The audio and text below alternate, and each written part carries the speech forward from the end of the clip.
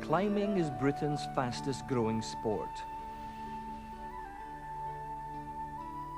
On a crisp winter's day when the snow is good, thousands of people take to the Scottish hills, of which the highest, Ben Nevis, is still the main attraction. Although there are many routes up the Ben and a vast literature about them, there is one special climb that really captures the imagination. A winter ascent of Tower Ridge, made shortly after war broke out in December 1939. This programme is about that climb and one of the men who made it.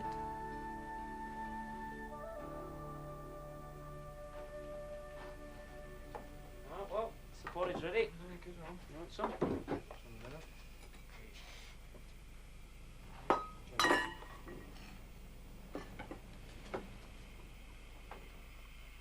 How often the red letter days of our mountaineering come as a complete surprise. One such December day I spent with Dr. J.H.B. Bell and Douglas Laidlaw on Ben Nevis. We passed the night of 16th December in the SMC hut below the cliffs. For once we had made no definite plans, feeling that at such a place and time they might be an undue tempting of Providence. The snow conditions appeared excellent, and there was a wide choice before us, but in truth our minds had already been made up by the stirring challenge of Tower Ridge. 2,300 feet high, triple-towered, encased in snow and ice, it stood forth from the mass of the cliffs, the most splendid feature of the mountain.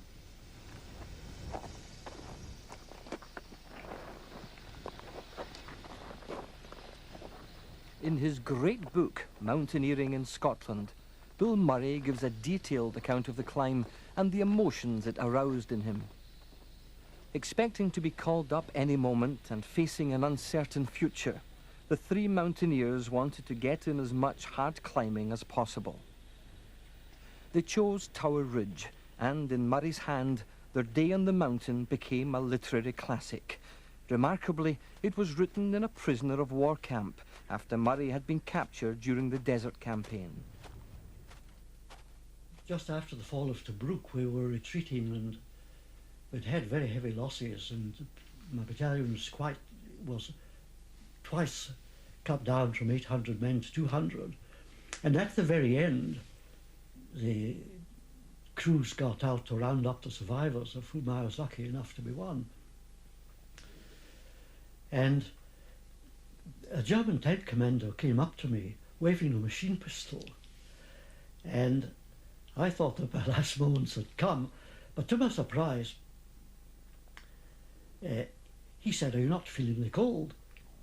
Now, the deserts at night are exceedingly cold if you're wearing only a shirt and shorts. And I said, yes, it's as cold as a mountaintop.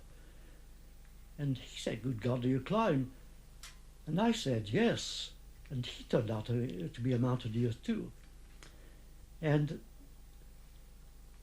he immediately waved me up to his tank and produced a bottle of British beer looted from Tobruk and some chocolate also from there. And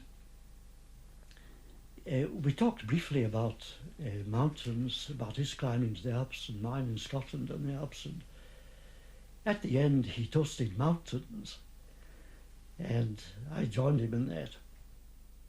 Murray's war had been a harrowing one, and he spent 3 years in various prisoner of war camps.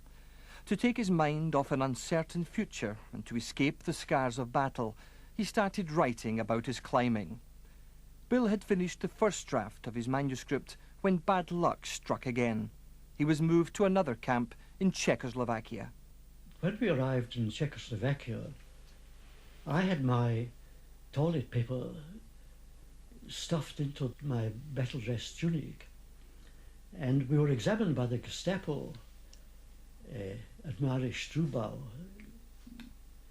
the Czech prison. And of course, when they discovered this, they were convinced that it contained a coded record for the Czech partisans. And I was interrogated by the Gestapo, who just refused to believe that this so-called MS was what I said it to be. So they took it off me and I lost it. A lesser man would have given up, but not Bill Murray. He found the process of recalling his climbs a formidable feat of memory. When I started to write, in the first place in Italy, it was very difficult to remember sufficient detail about the climbs. But I found that with exercise, the mind, which hasn't really forgotten anything, picks it out of the pigeonholes faster and better, and moreover, it comes back with technicolor, in technicolor, you might say. It came to the point where I was really living in the hills and not in the prison camps at all. This was important because the likelihood of survival seemed slight. In the vivid world of his imagination, Murray was back with his friends in 1939. One of the principal differences from now was that we did have the mountain to ourselves. A party of three could expect to have Tower Ridge entirely to themselves, nobody else to be seen at all. Perhaps six on the whole of the Nevis Cliffs.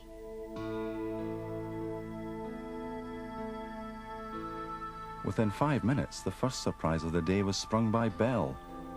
He proposed the direct ascent of the Douglas Boulder. This boulder is 700 feet high and forms the first tower of the ridge.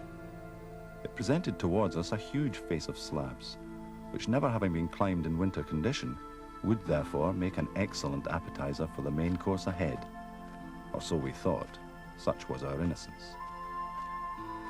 The first phase of operations was staged on a broad expanse of intermingled slab and rib, draped in masses of powder snow. At the end of 1 hour, I doubt whether we had managed to climb as much as a couple of 100 feet. With all speed, we repaired to the eastern flank, and climbing by snow slopes and broken rock, came at 11:30 to the crest. The development of climbing had stopped after many of the best mountaineers had died in the First World War.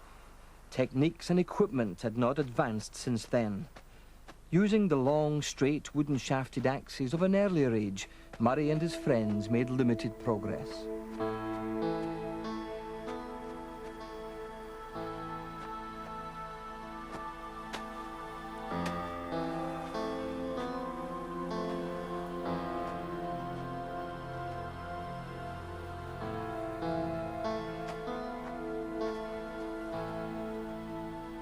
The ridge here rose abruptly for several hundred feet to the little tower. The rocks were everywhere inundated with snow, which clung even to vertical walls. The climbing to begin with was not difficult. A sweep with a gloved hand disclosed good holds. Our first and foremost enemy was time. In the previous winter, a good mountaineer had spent 16 hours on Tower Ridge. We had now only 5, and must hope for better conditions to reach the Great Tower before sunset. We thought we could do it, but even then there was no guarantee that we should find the tower passable before dark. At that height, accumulations of snow and ice would be much greater than on this lower part of the mountain, and the quality would be altogether different.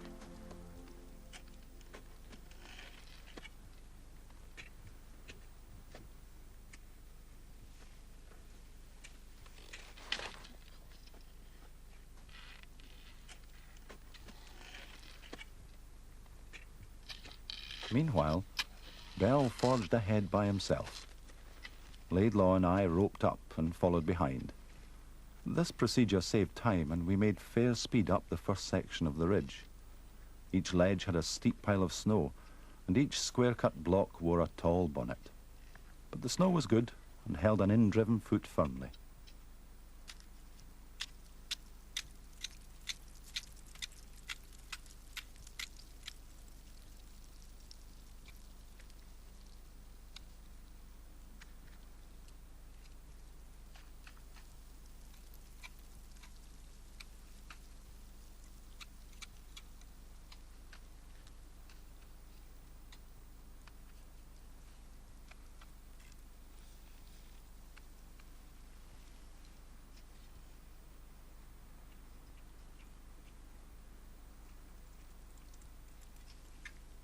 With a late start, it was always going to be a race against time.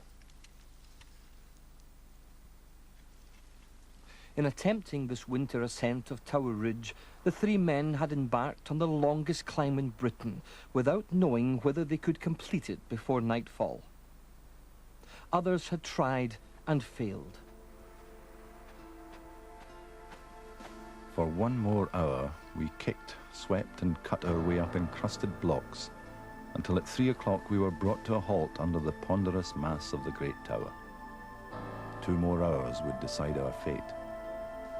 The tower rose almost sheer for 100 feet above our heads. Its armour of snow and ice plate was complete. Not a chink showed anywhere. Meantime, we had still no conception of what difficulties lay in wait. A few years before, Bell and Smythe had been turned back at the farther side of the tower at sunset, and Bell was not looking forward to a second defeat.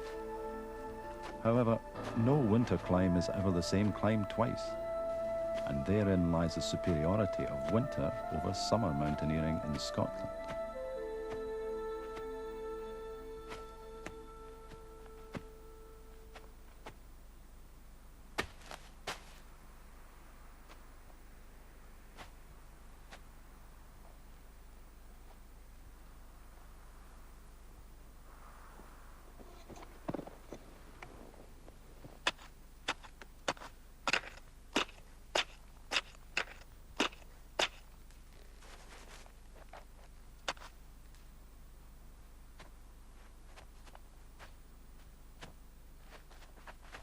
Circling round the eastern wall and overlooking the chasm of Observatory Gully, there is in summer an easy ledge by which one may walk and then scramble until one comes to a face of 60 feet, which may be climbed to the top of the tower. This eastern traverse was now banked with hard snow at an exceedingly high angle. It looked a mere frieze on the wide wall that dropped far out of sight into the gully. Still unroped, Bell began step-cutting on the eastern traverse. Until 20 or 30 feet along, he was stopped by the first down twist in the ledge. The snow thinned out there, and it looked sensational. Bell looked at the twist, looked down at the gully, and waited for Laidlaw and me.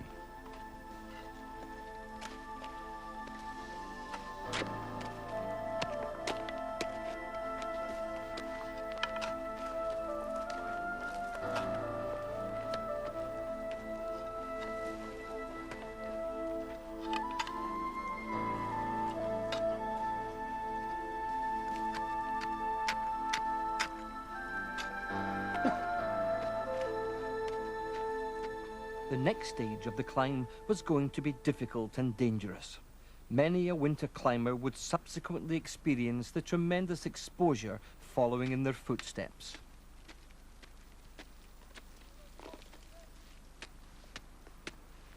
Murray pressed ahead, forcing the route as fast as he could. Like most young men, he was impatient for success.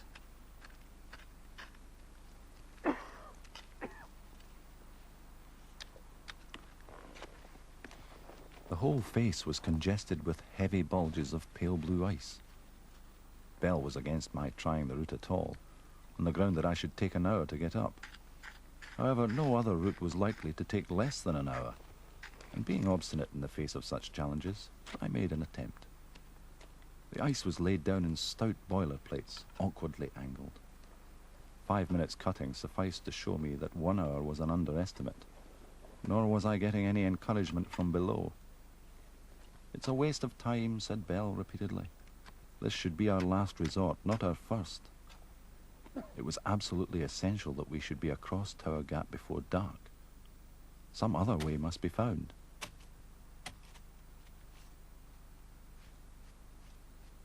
At 3:30 p.m, I withdrew from the ice, and we decided to prolong the eastern traverse on an upward slanting line for a couple of 100 feet. We might then be able to climb back to the crest just before Tower Gap, whose U-shaped gash cleaves the slender ridge between the Great Tower and the main cliffs.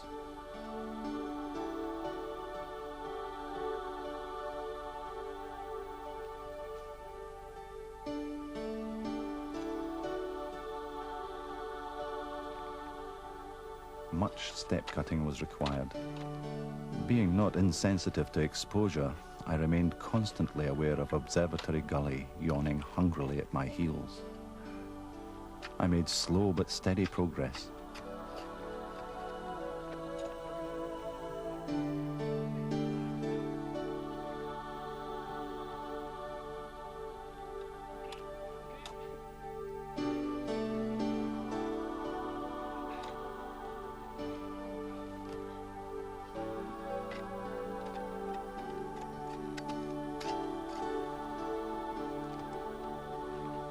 Eventually, the hitherto impossible wall above me lay at a climbable angle, and I started straight up for the crest. The rock was thickly fluffed with snow, which I laboriously scraped off with my axe, disclosing slabs wrinkled like the hide of an elephant. I found woolen gloves of great advantage over bare hands, which would simply have slipped off the rock, whereas the wool lightly froze to the wrinkles and gave a fairly secure hold. I crawled 20 feet up the slabs and drew level with the crest of the ridge. The coping of snow was wind-moulded to a delicate knife edge.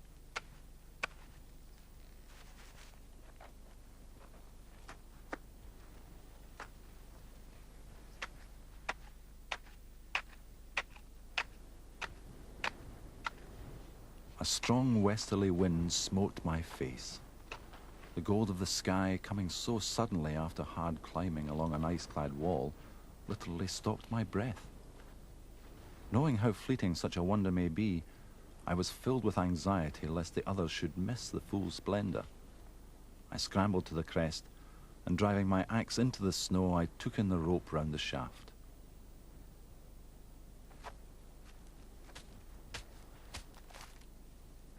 After his long wait, Bell required no exhortation to hurry, but by the time he joined me, the most brilliant hues had quietened. Nonetheless, the effects were still hectic enough, and Bell's astonishment gratifying. On reaching the great tower, Murray felt the worst was over. "We've made it," he told himself. Okay, Laidlaw. But Murray's optimism was as short-lived as the setting sun. Tower Gap was still ahead and would prove to be the most difficult part of the climb.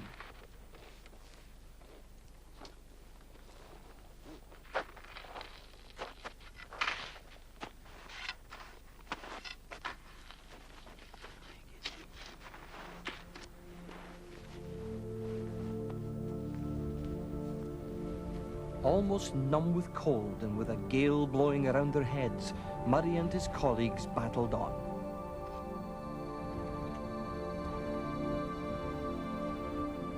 The wind grew in strength each minute, but the snow blade was comparatively soft, and for 20 feet we stamped it underfoot. We hastened to attempt the crossing of Tower Gap before the light died. Between the great tower and the upper cliffs, the ridge hung like a tight, stretched curtain. Every climber finds out about the gap in the curtain. In mountaineering circles, Tower Gap is infamous.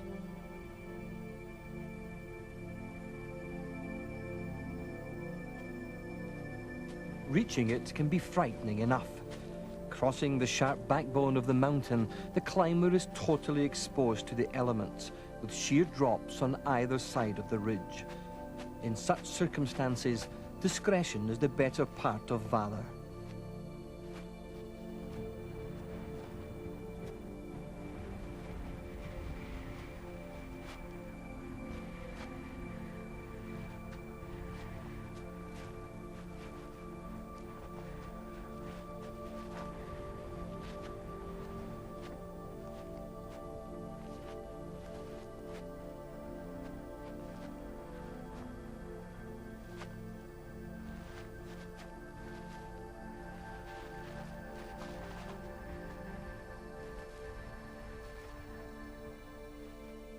Then we came to the brink of the gap.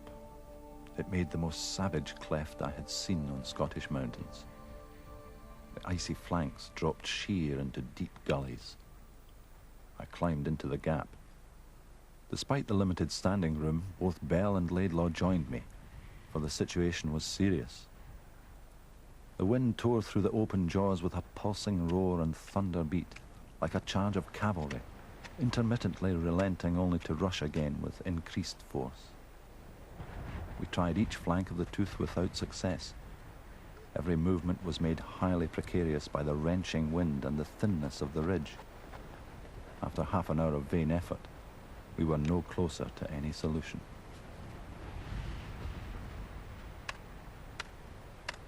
I faced the unpleasant facts and began to think out ways and means of retreat. But the idea of returning along the eastern traverse dismayed me. In perfect calm, I questioned whether it might have been climbable. With a half-gale tearing at my body and the rope billowing over Tower Gully, I could not even effect lodgment on the lowest rock, nor could I see any method of dealing with it. It was then that Laidlaw suggested lassoing the tip of the tooth. I was doubtful. It seemed a waste of precious minutes. We were not cowboys. However, the alternatives were bad enough to make it worth one trial.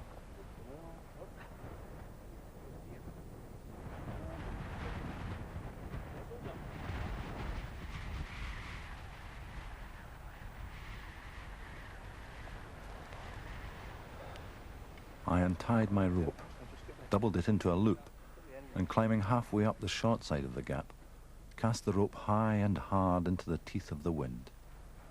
At this very first attempt, the loop whipped neatly round the top of the wall.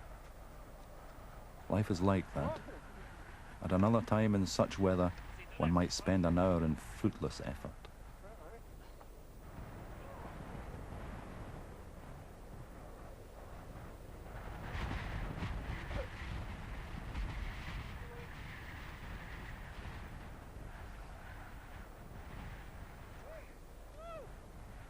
Bell was now tied to one end of the doubled rope, the other being in my own hands. Feeling very much like Mr. Ellis, the public executioner, I hauled at my own end of the rope while Bell went skyward. In 10 minutes he was up and the day was saved.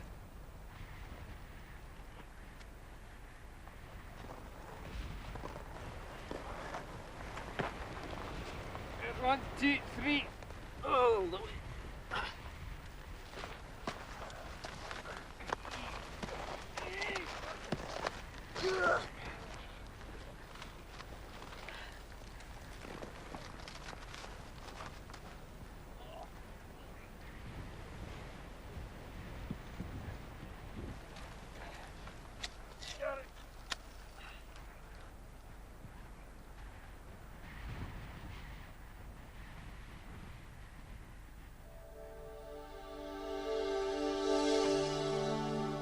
The remaining 300 feet of the ridge was a straightforward climb in deep snow.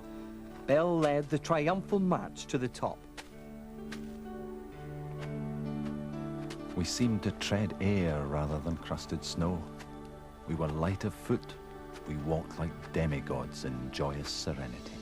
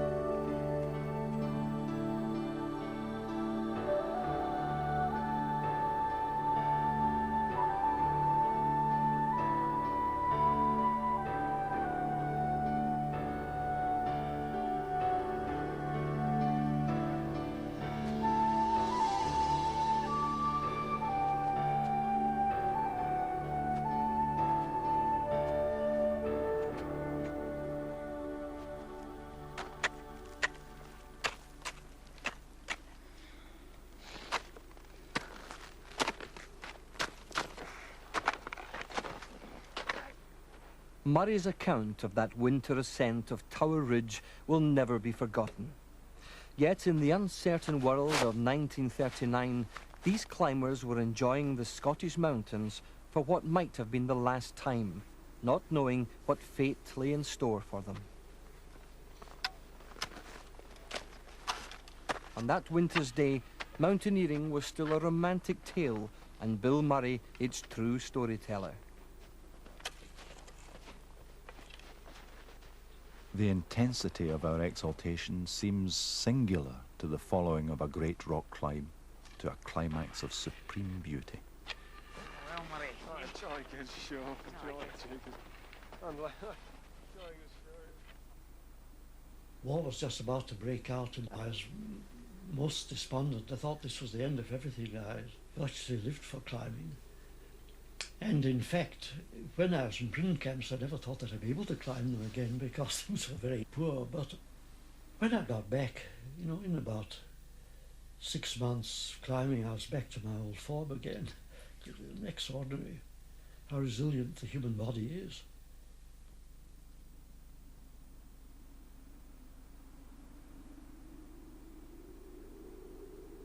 Later, while we walked slowly across the plateau, it became very clear to me that only the true self, which transcends the persona, lays claim to immortality. On mountains, it is that spiritual part that we unconsciously develop. When we fail in that, all other success is empty, for we take our pleasure without joy, and the ache of boredom warns of a rusting faculty. We went down like fallen angels, with an ever-mounting reluctance, from a spiritual paradise to the black pit of Glen Nevis.